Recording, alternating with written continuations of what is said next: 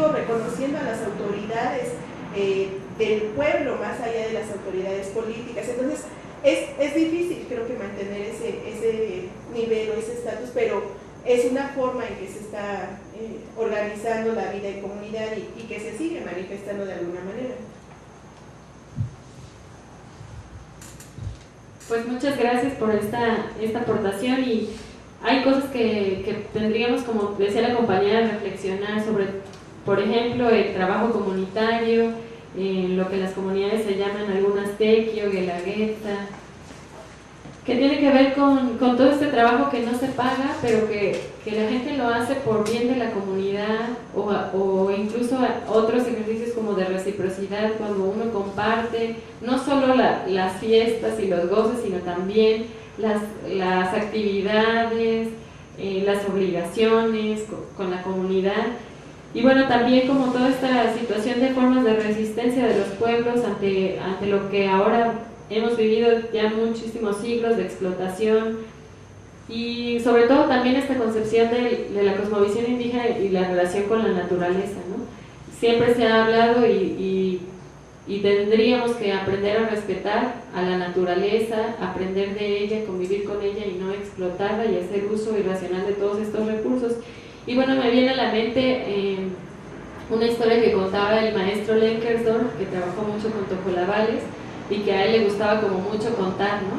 Decía que una vez le puso un examen a sus alumnos y que ellos le dijeron, bueno, sí, pónganos un examen, pero déjenoslo resolver como nosotros queramos, ¿no? Y entonces él, sorprendido, dijo, bueno, está bien, les pondré un examen y ustedes lo responden a su forma, ¿no? Y entonces les puso el examen, les dictó el ejercicio, y de repente ve que todos se levantan y se van a una esquina y empieza como la discusión acalorada y todos opinaban, y entonces a él entonces ya terminó la discusión y se reunieron con él y le dijeron, bueno, tenemos la respuesta, ¿no? Y él decía, bueno, pero ¿por qué hicieron eso? A mí me llama mucho la atención que de repente todos se levanten y se vayan, ¿no? Y entonces ellos le decían, es que nosotros no concebimos un problema como algo individual, no podemos entender que la solución a los problemas se busquen por individuos, ¿no?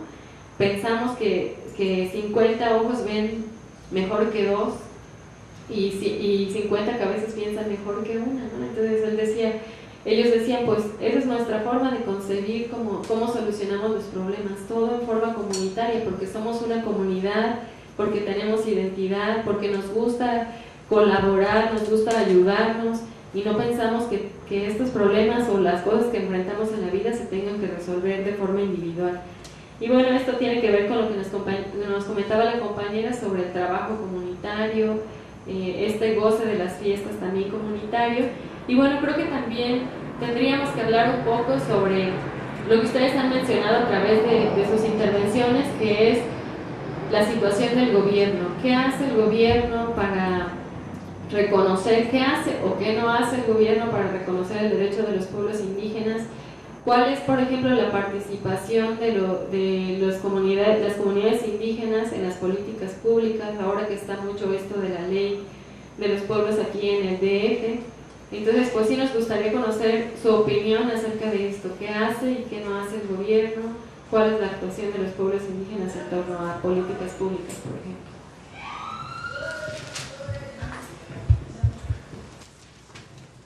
Mira, muy buenas tardes, mi nombre es Benjamín Mendoza, soy zapoteco de la Sierra Norte de Oaxaca. Lo que pudiera yo aportar en esta mesa redonda es que todo lo que se ha logrado es gracias a la lucha de los propios indígenas, organizaciones y comunidades indígenas. Hay instituciones que fueron creadas para justificar simplemente, pero de ahí no han hecho gran cosa para la causa indígena. El Estado ha estado creando instituciones, pero como ya les había dicho, no han cumplido sus funciones. Lo que se ha logrado hasta ahorita es gracias a esa lucha de los indígenas mismos. En cuanto a la discriminación, bueno, yo me acuerdo que compañero zapoteco también, que en los años 70 era muy resaltado la cuestión de discriminación.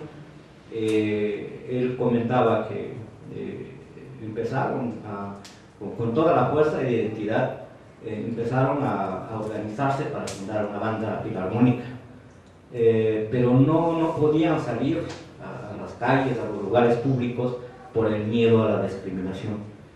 Entonces, bueno, en la actualidad, gracias a esa lucha, gracias a los empujes que han tenido las bandas, ahorita podemos ver una banda filarmónica indígena en el centro capitalino, en cualquier lugar público. Entonces, esa lucha, pues gracias al esfuerzo que han hecho los propios compañeros indígenas por reproducir su cultura, pero el Estado no ha hecho gran cosa. Inclusive las organizaciones de las Naciones Unidas tampoco han hecho gran cosa, ¿no? Entonces, como que hay mucho trabajo que hacer todavía, y pues tenemos que ir remando con el corriente. En la cuestión de la salud, que también ya lo comentó don Gulmar, ya lo comentó la compañera Emily, es muy triste lo que está pasando en las comunidades. Piensan las comunidades, piensan nuestra gente, que el hecho de comer carne ya eso significa que ya están viviendo bien. Es mentira. En la actualidad, en los pueblos indígenas, en las comunidades indígenas, hay mucha gente que ya padece de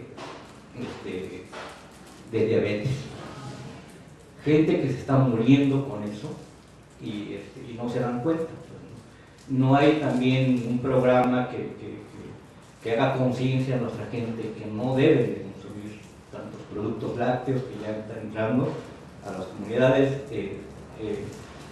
En los años, voy un poquito hacia atrás, en los años 70 mismo, en los años 60, nuestra gente, si comía carnes, era en las fiestas patronales. En la actualidad, nuestra gente ya está consumiendo 3 veces a la semana carne. ¿Y eso qué implica? Pues, ¿no? Han cambiado toda una forma alimentaria de cómo se venía dándose muchos años atrás.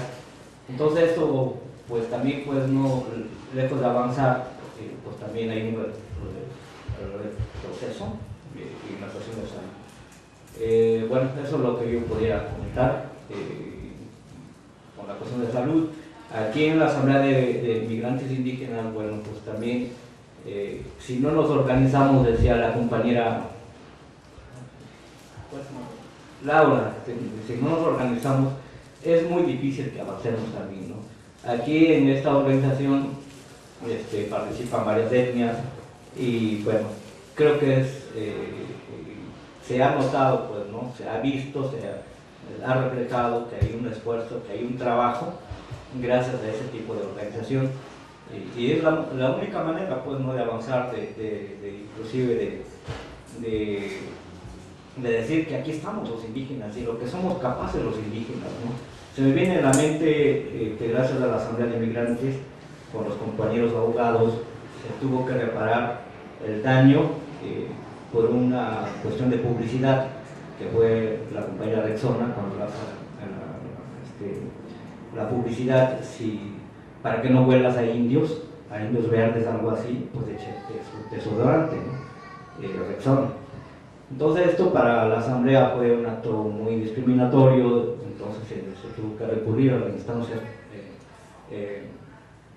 en donde pudiéramos, pues, poner la queja, pues, ¿no?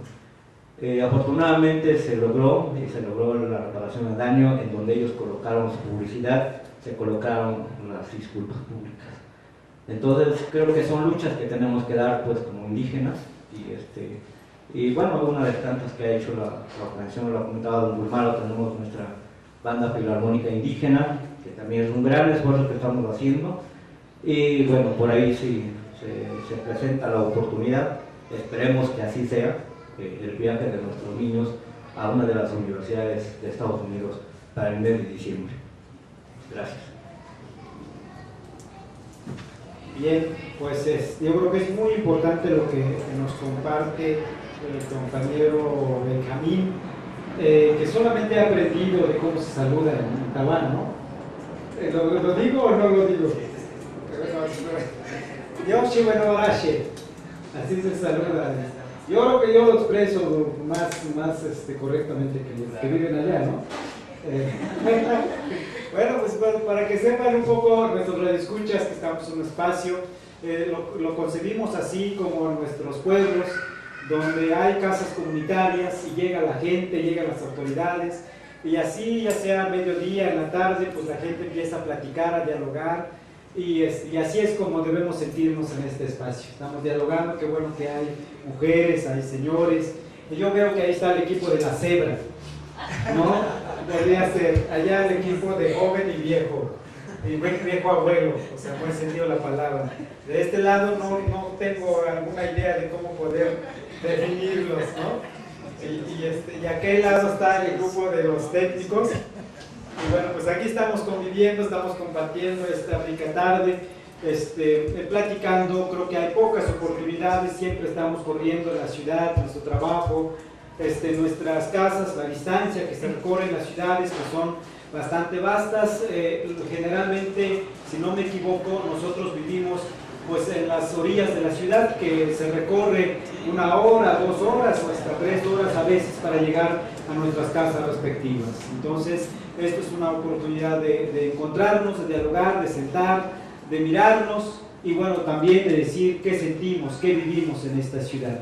Eso es, creo que muy importante, y sobre todo poder discutir temas como el que estamos tratando y en el marco del Día Internacional de los Pueblos Indígenas.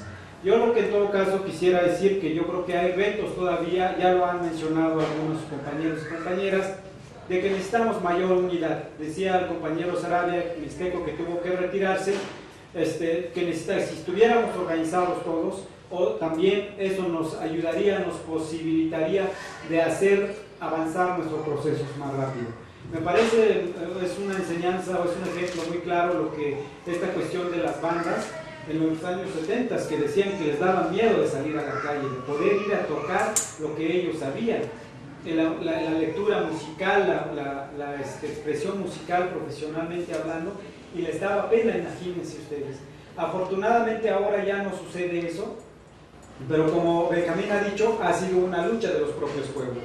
Pero también a mí me enseña algo, me dice algo, que si nosotros empezamos a insistir nuestra lengua, por ejemplo, hablarlo en lo público, en el metro, en todos lados, y a decir que tenemos conocimientos, que tenemos saberes, que podemos contribuir para esta sociedad mundial, nuestro pensamiento, nuestra cosmovisión, pues seguramente le puede servir a otras sociedades, pero también nosotros nos va a ayudar para recuperar nuestra confianza en nosotros, porque es algo que no hemos platicado. O sea, también es cierto que nosotros hemos ido perdiendo nuestra confianza en nosotros.